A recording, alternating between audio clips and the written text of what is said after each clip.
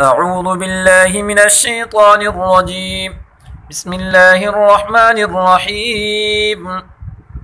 ألف لام ميم. ذلك الكتاب لا ريب فيه هدى للمتقين الذين يؤمنون بالغيب ويقيمون الصلاة ومما رزقناهم ينفقون والذين يؤمنون بما أنزل إليك وما أنزل من قبلك وبالآخرة هم يوقنون أولئك على هدى من ربهم وأولئك هم المفلحون إن الذين كفروا سواء عليهم أنذرتهم أم لم تنذرهم لا يؤمنون ختم الله على قلوبهم وعلى سمعهم وعلى أبصارهم غشاوة ولهم عذاب عظيم ومن الناس من يقول آمنا بالله وباليوم الآخر وما هم بمؤمنين يخادعون الله والذين آمنوا وما يخدعون إلا أنفسهم وما يشعرون في قلوبهم مرض فزادهم الله مرضا ولهم عذاب أليم بما كانوا يكذبون وإذا قيل لهم لا تفسدوا في الأرض قالوا إنما نحن مصلحون ألا إنهم هم المفسدون ولكن لا يشعرون وإذا قيل لهم آمنوا كما آمن الناس قالوا أنؤمن كما آمن السفهاء ألا إنهم هم السفهاء ولكن لا يعلمون وإذا لقوا الذين آمنوا قالوا آمنا وإذا خلوا إلى شياطينهم قالوا إنا معكم إنما نحن مستهزئون الله يستهزئ بهم ويمدهم في طغيانهم يعمهون أولئك الذين اشتروا الضلالة بالهدى فما ربحت تجارتهم وما كانوا مهتدين مثلهم كمثل الذي استوقد نارا فلما أضاءت ما حوله ذهب الله بنورهم وتركهم في ظلمات لا يبصرون صم بكم عمي فهم لا يرجعون أو كصيب من السماء فيه ظلمات ورعد وبرق يجعلون أصابعهم في آذانهم من الصواعق حذر الموت والله محيط بالكافرين يكاد البرق يخطف أبصارهم كلما أضاء لهم مشوا فيه وإذا أظلم عليهم قاموا ولو شاء الله لذهب بسمعهم وأبصارهم إن الله على كل شيء قدير يا أيها الناس اعبدوا ربكم الذي خلقكم والذين من قبلكم لعلكم تتقون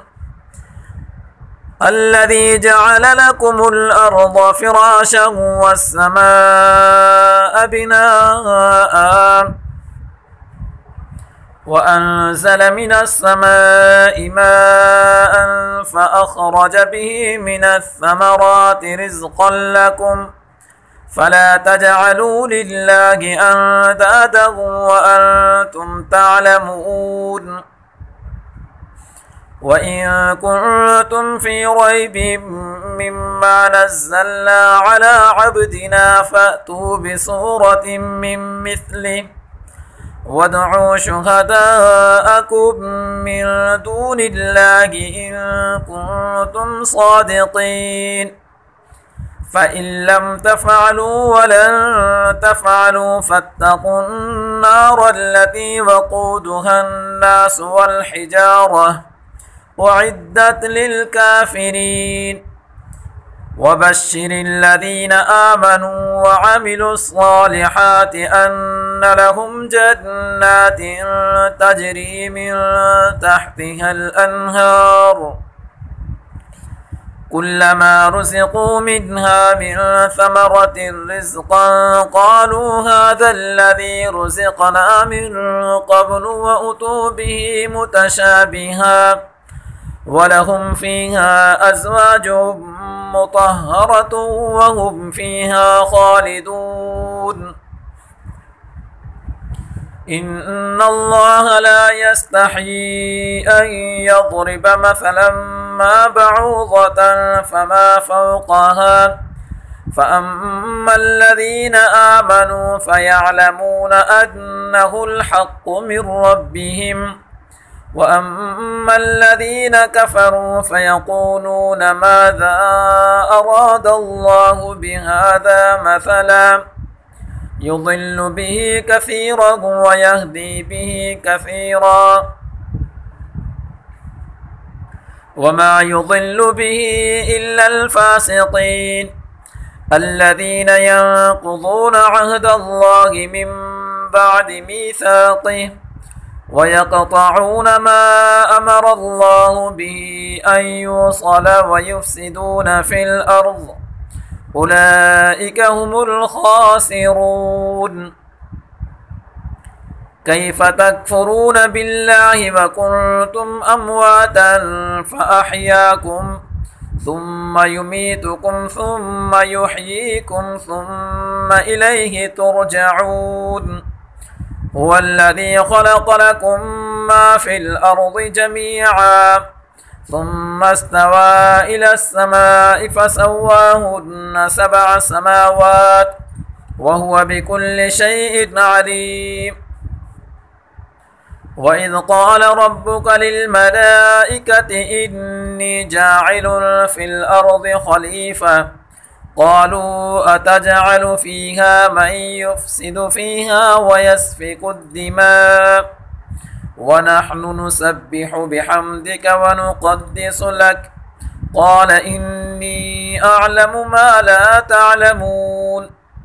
وعلم آدم الأسماء كلها ثم عرضهم على الملائكة فقال أنبئوني بأسماء هؤلاء إن كنتم صادقين قالوا سبحانك لا علم لنا إلا ما علمتنا إنك أنت العليم الحكيم قال يا آدم أنبئهم بأسمائهم فلما أنبأهم بأسمائهم قال ألم أقل لكم إني أعلم غيب السماوات والأرض وأعلم ما تبدون وما كنتم تكتمون وإذ قلنا للملائكة اسجدوا لآدم فسجدوا إلا إبليس أبى واستكبر وكان من الكافرين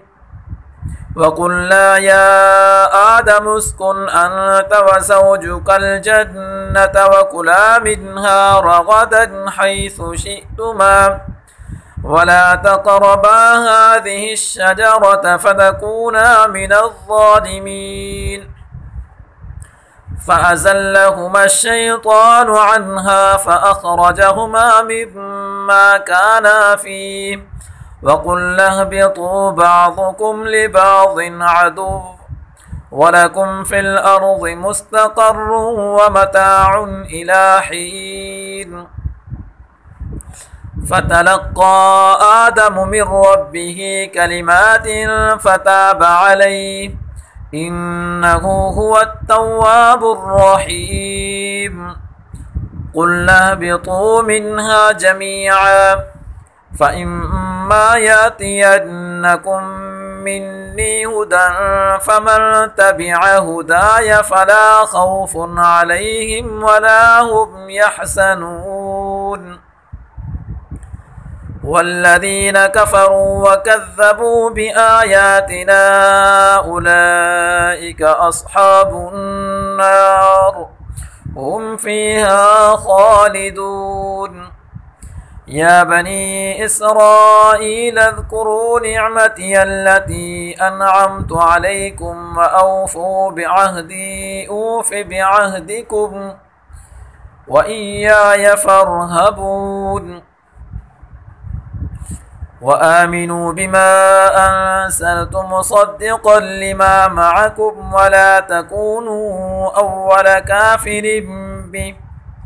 ولا تشتروا بآياتي ثمنا قليلا وإياي فاتقون ولا تلبسوا الحق بالباطل وتكتموا الحق وأنتم تعلمون وأقيموا الصلاة وآتوا الزكاة واركعوا مع الراكعين أتأمرون الناس بالبر وتنسون أنفسكم وأنتم تتلون الكتاب أفلا تعقلون واستعينوا بالصبر والصلاة وإنها لكبيرة إلا على الخاشعين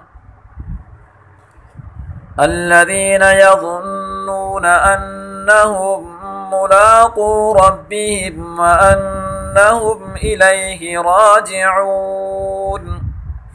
يا بني إسرائيل اذكروا نعمتي التي أنعمت عليكم وأني فضلتكم على العالمين واتقوا يوما لا تجزي نفس عن نفس شيئا ولا يقبل منها شفاعة ولا يؤخذ منها عدل ولا هم ينصرون وإذ نجيناكم من آل فرعون يسومونكم سوء العذاب يذبحون أبناءكم ويستحيون نساءكم وفي ذلكم بلاء من ربكم عظيم وإذ فرقنا بكم البحر فأنجيناكم وأغرقنا آل فرعون وأنتم تنظرون وإذ واعدنا موسى 40 ليلة ثم اتخذتم العجل من بعده وأنتم ظالمون ثم عفونا عنكم من بعد ذلك لعلكم تشكرون وإذ آتينا موسى الكتاب والفرقان لعلكم تهتدون وإذ قال موسى لقومه يا قوم إنكم ظلمتم أنفسكم باتخاذكم العجل فتوبوا إلى بارئكم فاقتلوا أنفسكم ذلكم خير لكم عند بارئكم فتاب عليكم إنه هو التواب الرحيم وإذ قلتم يا موسى لن نؤمن لك حتى نرى الله جهرة فأخذتكم الصاعقة وأنتم تنظرون ثم بعثناكم من بعد موتكم لعلكم تشكرون وظللنا عليكم الغمام وأنزلنا عليكم المن والسلوى كلوا من طيبات ما رزقناكم وما ظلمونا ولكن كانوا أنفسهم يظلمون وإذ قلنا ادخلوا هذه القرية فكلوا منها حيث شئتم رغدا وادخلوا الباب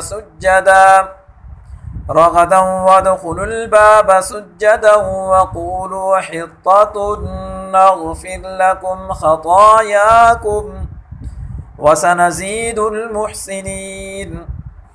فبدل الذين ظلموا قولا غير الذي قيل لهم فأنزلنا على الذين ظلموا رجزا من السماء بما كانوا يفسقون. وإذ استسقى موسى لقومه فقل اضرب بعصاك الحجر فانفجرت منه 12 عينا قد علم كل أناس مشربهم كلوا واشربوا من رزق الله ولا تعثوا في الأرض مفسدين. وإذ قلتم يا موسى لن نصبر على طعام واحد فادع لنا ربك يخرج لنا مما تنبت الأرض من بقلها وقثائها وفومها وعدسها وبصلها قال أتستبدلون الذي هو أدنى بالذي هو خير اهبطوا مصرا فإن لكم ما سألتم وضربت عليهم الذلة والمسكنة وباءوا بغضب من الله ذلك بأنهم كانوا يكفرون بآيات الله ويقتلون النبيين بغير الحق ذلك بما عصوا وكانوا يعتدون. إن الذين آمنوا والذين هادوا والنصارى والصابئين من آمن بالله واليوم الآخر وعمل صالحا فلهم أجرهم عند ربهم ولا خوف عليهم ولا هم يحزنون. وإذ أخذنا ميثاقكم ورفعنا فوقكم الطور خذوا ما آتيناكم بقوة واذكروا ما فيه لعلكم تتقون ثم توليتم من بعد ذلك فلولا فضل الله عليكم ورحمته لكنتم من الخاسرين. ولقد علمتم الذين اعتدوا منكم في السبت فقلنا لهم كونوا قردة خاسئين فجعلناها نكالا لما بين يديها وما خلفها وموعظة للمتقين. وإذ قال موسى لقومه إن الله يأمركم أن تذبحوا بقرة قالوا أتتخذنا هزوا قال أعوذ بالله أن أكون من الجاهلين. قالوا ادع لنا ربك يبين لنا ما هي قال إنه يقول إنها بقرة لا فارض ولا بكر عوان بين ذلك ففعلوا ما تؤمرون. قالوا ادع لنا ربك يبين لنا ما لونها قال إنه يقول إنها بقرة صفراء فاقع لونها تسر الناظرين. قالوا ادع لنا ربك يبين لنا ما هي إن البقرة شابه علينا وإنا إن شاء الله لمهتدون. قال إنه يقول إنها بقرة لا ذلول تثير الأرض ولا تسقي الحرث مسلمة لا شية فيها قالوا الآن جئت بالحق فذبحوها وما كادوا يفعلون. وإذ قتلتم نفسا فادارأتم فيها والله مخرج ما كنتم تكتمون. فقلنا اضربوه ببعضها كذلك يحيي الله الموتى ويريكم آياته لعلكم تعقلون.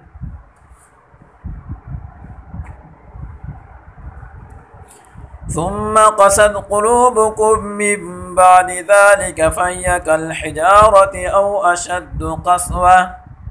وإن من الحجارة لما يتفجر منه الأنهار وإن منها لما يشقق فيخرج منه الماء وإن منها لما يهبط من خشية الله وما الله بغافل عما تعملون. أفتطمعون أن يؤمنوا لكم وقد كان فريق منهم يسمعون كلام الله ثم يحرفونه من بعد ما عقلوه وهم يعلمون. وإذا لقوا الذين آمنوا قالوا آمنا وإذا خلا بعضهم إلى بعض قالوا أتحدثونهم بما فتح الله عليكم ليحاجوكم به عند ربكم أفلا تعقلون. أولا يعلمون أن الله يعلم ما يسرون وما يعلنون ومنهم أميون لا يعلمون الكتاب إلا أماني وإنهم إلا يظنون. فويل للذين يكتبون الكتاب بأيديهم ثم يقولون هذا من عند الله ليشتروا به ثمنا قليلا فويل لهم مما كتبت أيديهم وويل لهم مما يكسبون. وقالوا لن تمسنا النار إلا أياما معدودة قل أتخذتم عند الله عهدا فلن يخلف الله عهده أم تقولون على الله ما لا تعلمون. بلى من كسب سيئة وأحاطت به خطيئته فأولئك أصحاب النار هم فيها خالدون. والذين آمنوا وعملوا الصالحات أولئك أصحاب الجنة هم فيها خالدون. وإذ أخذنا ميثاق بني إسرائيل لا تعبدون إلا الله وبالوالدين إحسانا وذي القربى واليتامى والمساكين وقولوا للناس حسنا وأقيموا الصلاة وآتوا الزكاة ثم توليتم إلا قليلا منكم وأنتم معرضون.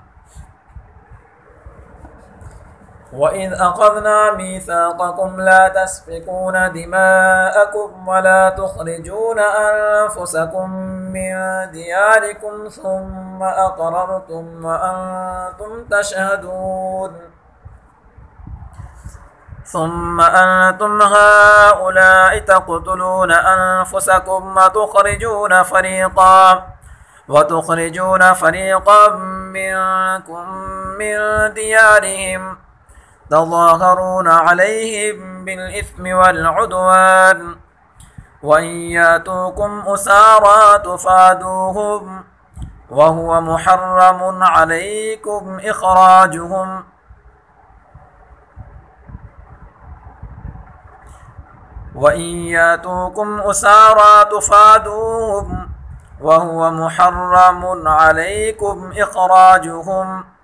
أفتؤمنون ببعض الكتاب وتكفرون ببعض فما جزاء من يفعل ذلك منكم إلا خزي في الحياة الدنيا ويوم القيامة يردون إلى أشد العذاب وما الله بغافل عما تعملون أولئك الذين اشتروا الحياة الدنيا بالآخرة فلا يخفف عنهم العذاب ولا هم ينصرون ولقد آتينا موسى الكتاب وقفينا من بعده بالرسل وآتينا عيسى ابن مريم البينات وأيدناه بروح القدس أفكلما جاءكم رسول بما لا تهوى أنفسكم استكبرتم ففريقا كذبتم وفريقا تقتلون وقالوا قلوبنا غلف بل لعنهم الله بكفرهم فقليلا ما يؤمنون ولما جاءهم كتاب من عند الله مصدق لما معهم وكانوا من قبل يستفتحون على الذين كفروا فلما جاءهم ما عرفوا كفروا به فلعنة الله على الكافرين بئس ما اشتروا به أنفسهم أن يكفروا بما أنزل الله بغيا أن ينزل الله من فضله على من يشاء من عباده فباءوا بغضب على غضب وللكافرين عذاب مهين وإذا قيل لهم آمنوا بما أنزل الله قالوا نؤمن بما أنزل علينا ويكفرون بما براءه وهو الحق مصدقا لما معهم قل فلم تقتلون أنبياء الله من قبل إن كنتم مؤمنين ولقد جاءكم موسى بالبينات ثم اتخذتم العجل من بعده وأنتم ظالمون وإذ أخذنا ميثاقكم ورفعنا فوقكم الطور خذوا ما آتيناكم بقوة واسمعوا قالوا سمعنا وعصينا وأشربوا في قلوبهم العجل بكفرهم قل بئس ما يأمركم به إيمانكم إن كنتم مؤمنين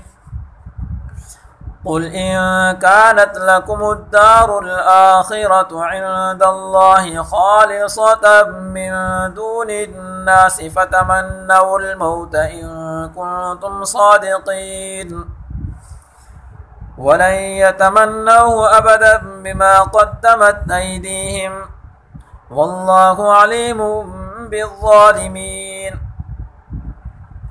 ولتجدنهم أحرص الناس على حياة ومن الذين أشركوا يود أحدهم لو يعمر 1000 سنة وما هو بمزحزحه من العذاب أن يعمر والله بصير بما يعملون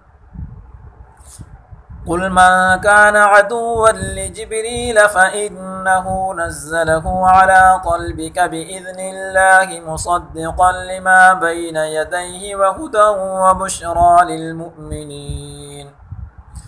من كان عدوا لله وملائكته ورسله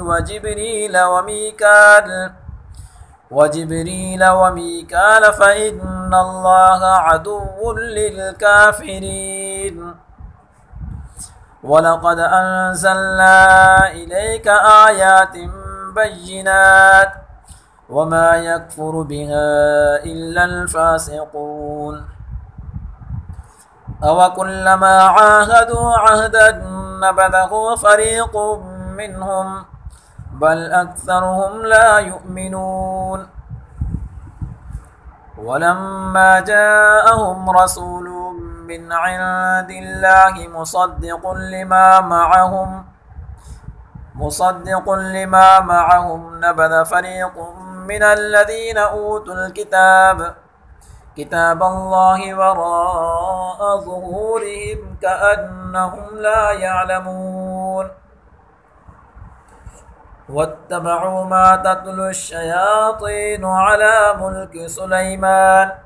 وما كفر سليمان ولكن الشياطين كفروا يعلمون الناس السحر وما أنزل على الملكين ببابل هاروت وماروت وما يعلمان من أحد حتى يقولا إنما نحن فتنة فلا تكفر فيتعلمون منهما ما يفرقون به بين المرء وزوجه وما هم بضارين به من أحد إلا بإذن الله ويتعلمون ما يضرهم ولا ينفعهم ولقد علموا لمن اشتراه ما له في الآخرة من خلاق ولبئس ما شروا به أنفسهم لو كانوا يعلمون ولو أنهم آمنوا واتقوا لمثوبة من عند الله خير لو كانوا يعلمون يا أيها الذين آمنوا لا تقولوا راعنا وقولوا انظرنا واسمعوا وللكافرين عذاب أليم ما يود الذين كفروا من أهل الكتاب ولا المشركين أن ينزل عليكم من خير من ربكم والله يختص برحمته من يشاء والله ذو الفضل العظيم ما ننسخ من آية أو ننسها نأت بخير منها أو مثلها ألم تعلم أن الله على كل شيء قدير ألم تعلم أن الله له ملك السماوات والأرض وما لكم من دون الله من ولي ولا نصير أم تريدون أن تسألوا رسولكم كما سئل موسى من قبل ومن يتبدل الكفر بالإيمان فقد ضل سواء السبيل ود كثير من أهل الكتاب لو يردونكم من بعد إيمانكم كفارا حسدا من عند أنفسهم من بعد ما تبين لهم الحق فاعفوا واصفحوا حتى يأتي الله بأمره إن الله على كل شيء قدير وأقيموا الصلاة وآتوا الزكاة وما تقدموا لأنفسكم من خير تجدوه عند الله إن الله بما تعملون بصير وقالوا لن يدخل الجنة إلا من كان هودا أو نصارى تلك أمانيهم قل هاتوا برهانكم إن كنتم صادقين بلى من أسلم وجهه لله وهو محسن فله أجره عند ربه ولا خوف عليهم ولا هم يحزنون وقالت اليهود ليست النصارى على شيء وقالت النصارى ليست اليهود على شيء وهم يتلون الكتاب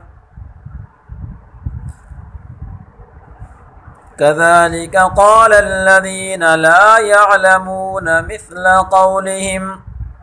فالله يحكم بينهم يوم القيامة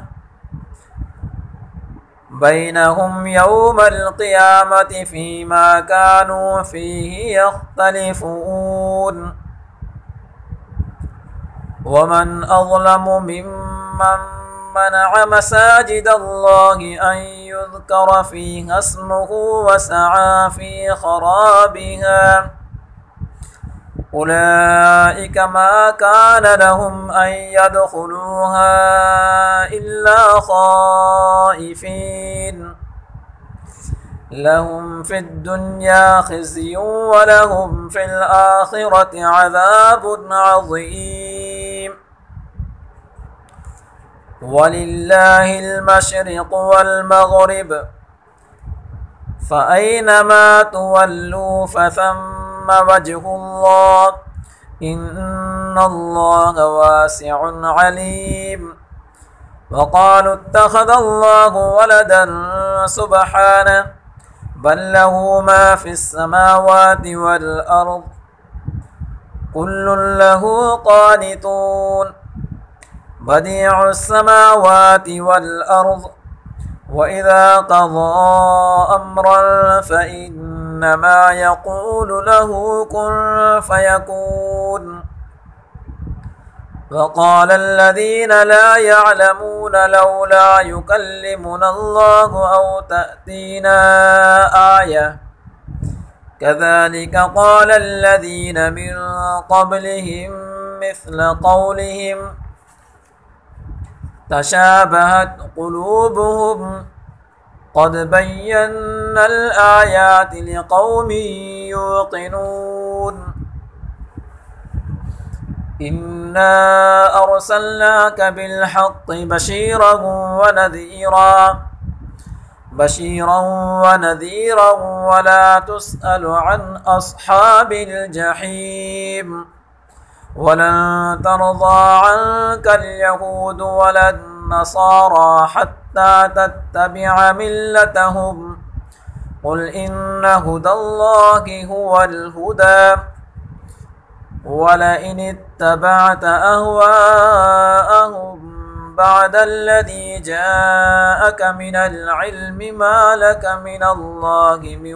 ولي ولا نصير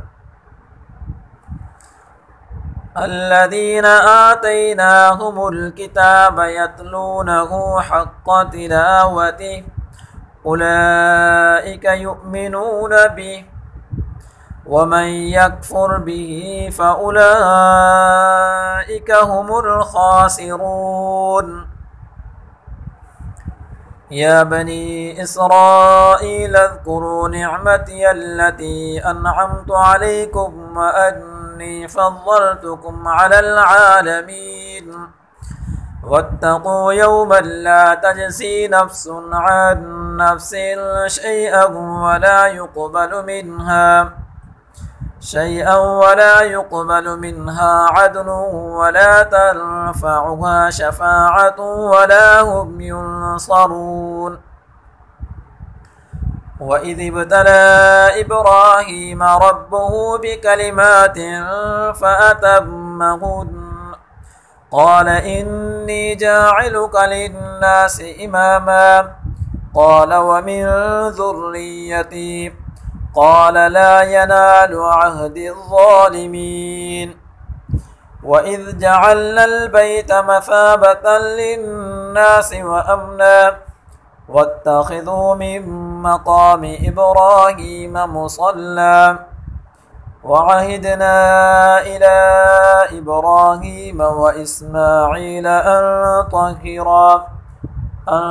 طهرا بيتي للطائفين والعاكفين والركع السجود وإذ قال إبراهيم رب اجعل رب اجعل هذا بلدا آمنا وارزق أهله من الثمرات من آمن منهم بالله واليوم الآخر قال ومن كفر فأمتعه قليلا ثم أضطره إلى عذاب النار وبئس المصير وإذ يرفع إبراهيم القواعد من البيت وإسماعيل ربنا تقبل منا إنك أنت السميع العليم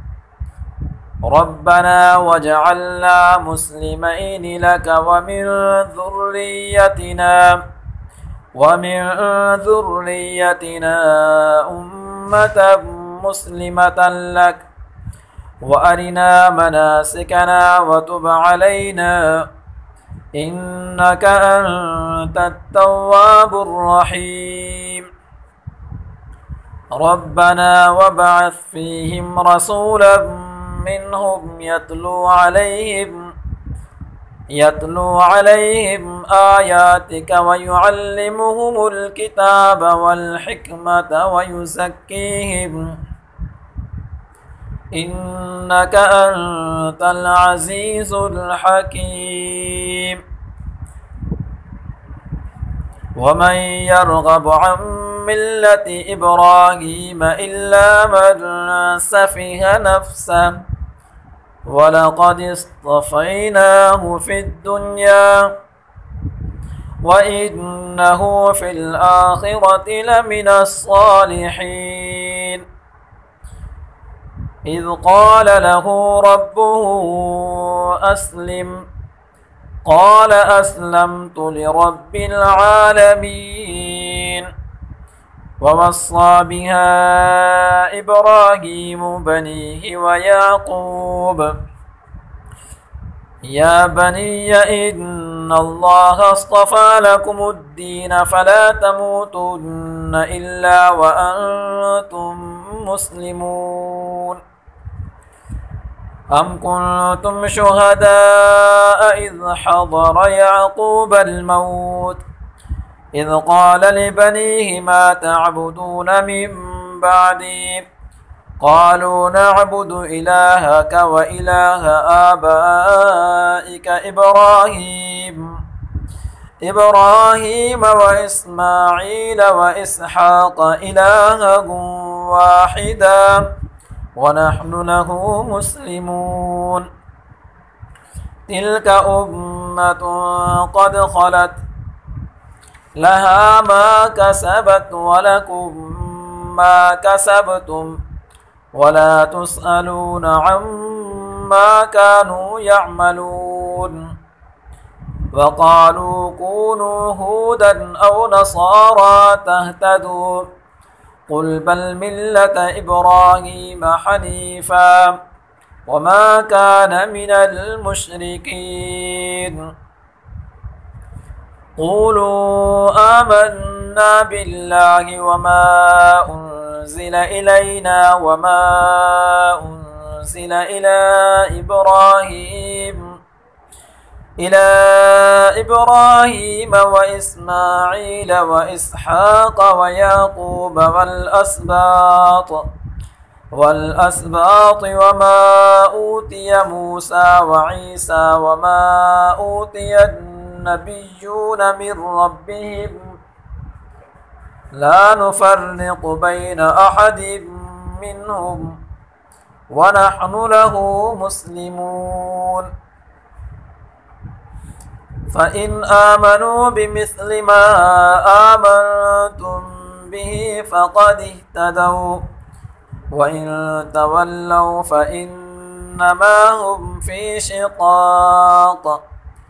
فسيكفيكهم الله وهو السميع العليم صبغة الله ومن أحسن من الله صبغة ونحن له عابدون قل أتحاجوننا في الله وهو ربنا وربكم ولنا أعمالنا ولكم أعمالكم